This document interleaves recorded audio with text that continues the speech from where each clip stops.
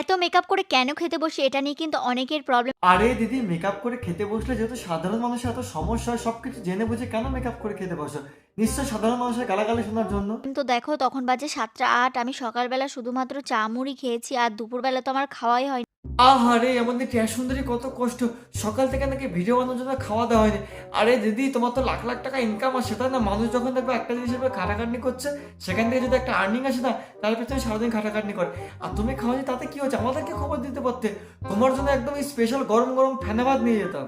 কারণ video shoot ছিল আর video shoot complete করে খেতে বসতে বসতে রাত হয়ে গেছে। আর তোমরা বলো এতটা খিদে পেয়েছে, তখন কি আমি মেকআপ তুলে তারপরে ফ্রেশ হয়ে খেতে বসবো? এই যে টিয়া পাখির নাটকটা একটু কম করে, তোমার তো মেকআপ না তুলে খাবার অভ্যাস আছে, এত নাটক করার কি আছে? হ্যাঁ, তার প্রমাণ আছে আমাদের কাছে। বন্ধুরা, দেখতে থাকো ভিডিওটা।